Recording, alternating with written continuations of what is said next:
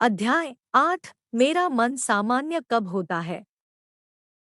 कि हमारे प्रभु यीशु मसीह का परमेश्वर जो महिमा का पिता है, तुम्हें अपनी पहचान में ज्ञान और प्रकाश की आत्मा दे, और तुम्हारे मन की आंखें ज्योतिर्मय हो कि तुम जान लो कि उसकी बुलाहट की आशा क्या है, और पवित्र लोगों में उसकी मीरास की महिमा का धन कैसा है।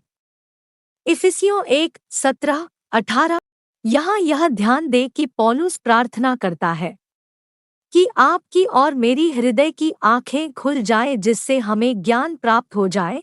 कई चीजों का अध्ययन करने के उपरांत मैं हृदय की आंखों को मन मानती हूँ। मसीही होने के नाते हमारा मन किस दशा में होना चाहिए, दूसरे शब्दों में एक विश्वासी के मन की सामान्य दशा कैसी होनी चाहिए, इस प्रश्न का उत्तर जानने के लिए हमें मन और आत्मा के विभिन्न कार्यों को देखना होगा। परमेश्वर के वचन के अनुसार मन और आत्मा एक साथ कार्य करते हैं। इसको मैं मन के द्वारा आत्मा की सहायता करना का सिद्धांत मानती हूँ। इस सिद्धांत को ठीक तरह से समझने के लिए हम यह देखेंगे कि एक विश्वासी के जीवन में यह किस प्रकार कार्य करता है। मन आत्मा का सिद्धांत। मनुष्यों में से कौन किसी मनुष्य की बातें जानता है? केवल मनुष्य की आत्मा जो उसमें है। वैसे ही परमेश्वर की बातें भी कोई नहीं जानता, केवल परमेश्वर का आत्मा। 1 कुरिन्थियों 2:11। जब एक व्यक्ति मसीह को अपना व्यक्तिगत उद्धारकर्ता करके ग्रहण करता है, तब पवित्र आत्मा उसमें वास करने आ जाता है। बाइबल हमें सिखाती है कि पवित्र आत्मा परमेश्वर का मन जानता है। जिस प्रकार से किसी व्यक्ति के विचारों को केवल उसका आत्मा जो उसके अंदर है जानता है, उसी प्रकार परमेश्वर के मन को केवल परमेश्वर का आत्मा ही जानता, क्योंकि पवित्र आत्मा हमारे अंदर वास करता है और क्योंकि वह परमेश्वर का मन जानता है। अतः उसका एक उद्देश्य यह है कि वह हमें परमेश्वर के ज्ञान और उसके प्रकटीकरण के बारे में बताता है। यह ज्ञान और प्रकटीकरण हमारे आत्मा को मिल जाता है और हमारा आत्मा हमारे हृदय की आंखों को खोल देता है, जो कि हमारा मन है। यह सब पवित्र आत्मा करता है।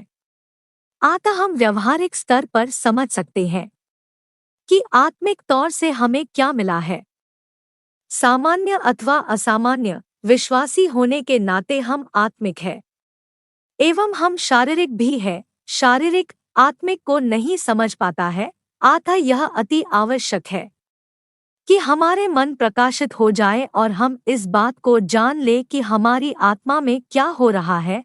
पवित्र आत्मा हमें प्रकाशित करता है, परंतु मन बहुधा उसे समझ नहीं पाता जो आत्मा हमें बताना चाहता है, क्योंकि वह अत्याधिक व्यस्त रहता है।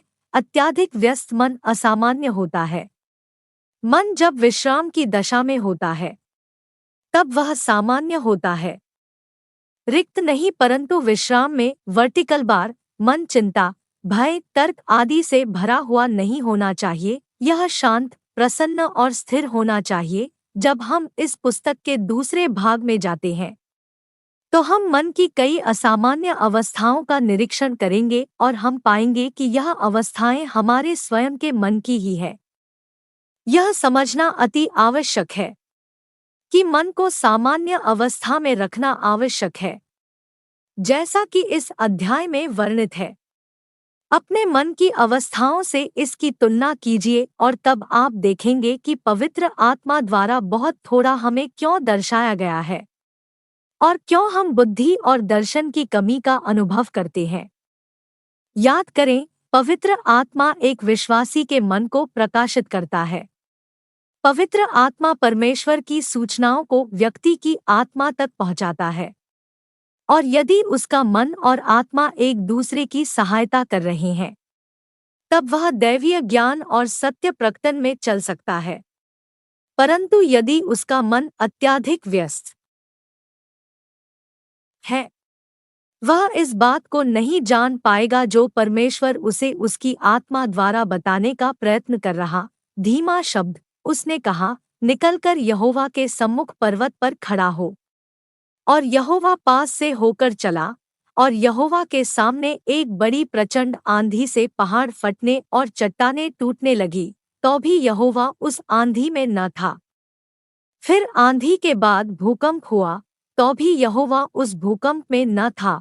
फिर भूकंप के बाद आग दिखाई दी, तो भी यहोवा उस आग में न था। फिर आग के बाद एक दबा हुआ धीमा शब्द सुनाई दिया। एक राजा 19, 11, 12 बहुत वर्षों तक मैंने परमेश्वर से प्रार्थना की थी कि पवित्र आत्मा द्वारा जो मेरे अंदर वास करता है, मुझ पर अपने सत्य को प्रकट कर। मैं जानती थी कि यह प्रार्थना पवित्र शास्त्रीय थी। मैं वचन पर विश्वास करती थी और मुझे निश्चय था कि मैं जो मांगूंगी मुझे प्राप्त होगा। फिर भी अधिकांश समय मुझे ऐसा प्रतीत होता था जैसे मैं आत्मिक मूर्ख हूँ।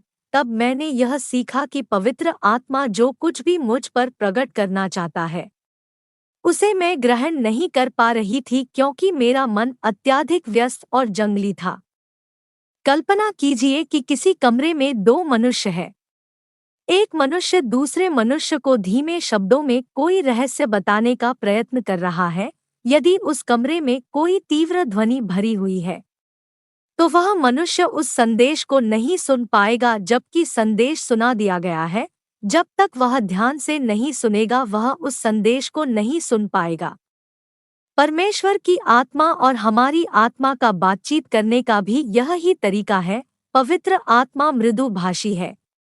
अधिकांश समय में वह हमसे उसी प्रकार बात करता है जिस प्रकार वह भविष्यवक्ता से बोला था, एक धीमे शब्द के द्वारा। अतः यह अति आवश्यक है कि हम स्वयं को उस दशा में रखना सीख जाएं जिस दशा में हम उसका शब्द सुन सकें। आत्मा और मन। अतः क्या करना चाहिए? मैं आत्मा, पवित्र आत्मा जो मेरे अंदर है, से भी प्रार्थना करूंगा और बुद्धि से भी प्रार्थना करूंगा। 1 कुरिन्थियों 14:15। मन के द्वारा आत्मा की सहायता सिद्धांत को समझने का सबसे अच्छा तरीका है प्रार्थना के विषय में सोचना। इस पद में प्रेरित पौलुस ने कहा है कि वह आत्मा और बुद्धि दोनों से प्रार्थना करता है। मैं समझती हूँ कि पौलुस क्या कह रहा है, क्योंकि मैं भी ऐसा ही करती हूँ। मैं प्रायः आत्मा, अपरिचित भाषा में मैं प्रार्थना करती हूँ। थोड़ी देर जब मैं इस प्रकार प्रार्थना कर लेती हूँ तब मेरे मन में विचार आता है कि अब अंग्रेजी, मेरी परिचित भाषा, में प्रार्थना करूँ। मैं विश्वास करती हूँ कि इस प्रकार मन आत्मा की सहायता करता है। वे दोनों मिलकर कार्य करते हैं ताकि मुझे परमेश्वर का ज्ञान और बुद्धि मिल जाए, ताकि मैं इसको भली प्रकार समझ सकूं। कभी कभी इसका विपरीत भी हो जाता है।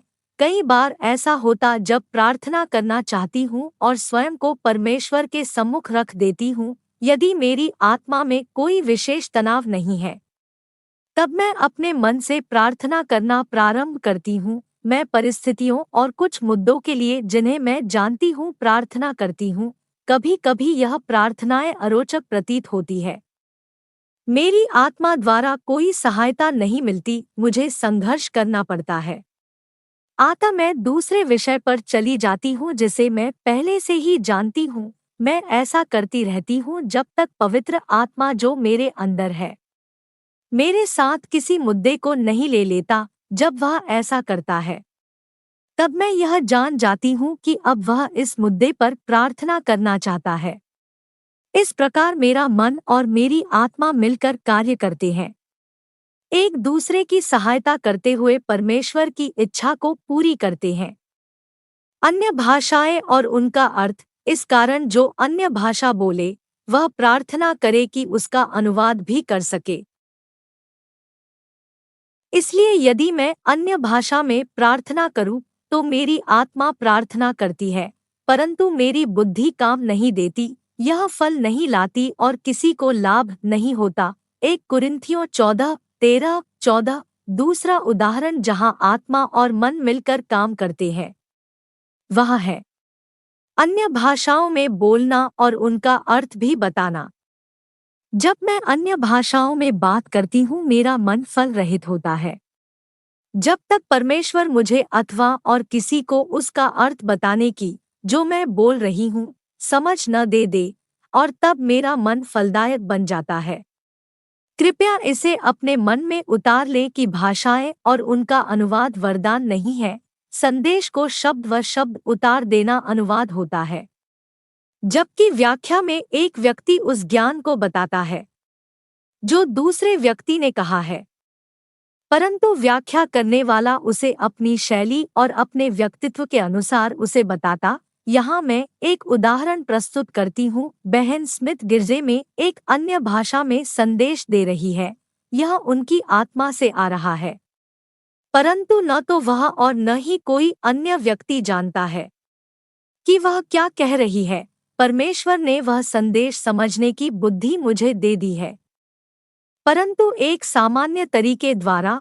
जब मैं विश्वास में सामने आई और जो बोला गया था उसकी व्याख्या करना आरंभ किया, तब मैंने वह संदेश सबको समझा दिया, परंतु यह मेरे विशेष ढंग से बताने के कारण हुआ। आत्मा अन्य भाषा में प्रार्थना करना और उसकी व्याख्या करना यह एक अद्भुत तरीका है।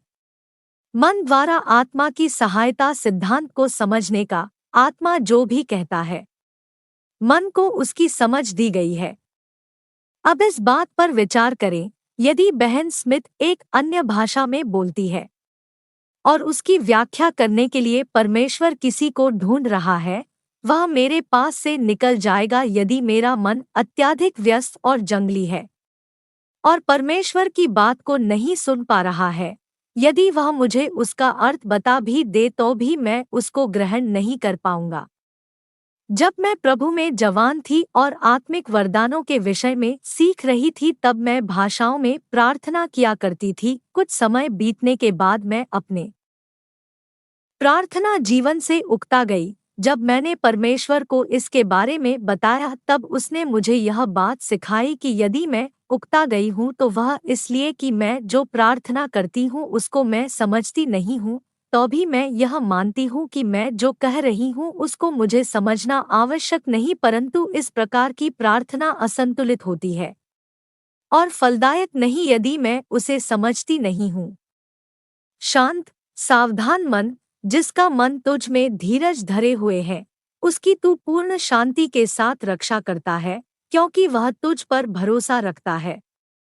यशाया 26:3। मैं आशा करती हूँ कि इन उदाहरणों से आप स्पष्ट रूप से यह जान गए होंगे कि आपका मन और आपकी आत्मा दोनों साथ मिलकर कार्य करते हैं। अतः यह अति आवश्यक है कि आपका मन सामान्य दशा में रहे, अन्यथा यह आत्मा की सहायता नहीं कर सकता। शैतान इस सत्य को भली भांति जानता है, इसी कारण वह मन पर आक्रमण करता है और आपके मन की युद्धभूमि में लड़ाई छेड़ देता है। वह हर प्रकार के बुरे विचारों से आपके मन को भर देना चाहता है, ताकि मन स्वतंत्र न रह सके और पवित्र आत्मा जो आपकी स्वयं की आत्मा के द्वारा कार्य करता है, उसके लिए आपका मन उपलब्ध न हो सके। मन को शांत रखना आवश्यक है, जैसा कि यशाया भविष्यवक्ता हमें बताता है। जब मन अच्छी चीजों के बारे में सोचता है, तब वह विश्राम पाएगा। मन को सावधान रहने की भी आवश्यकता है। यह असंभव हो जाता है जब इसमें वह सारी बातें भर जाती है जिन्हें वह नहीं चाहता। इस पर विचार करें, आपका मन कितने समय तक सामान्य दशा में रहता है।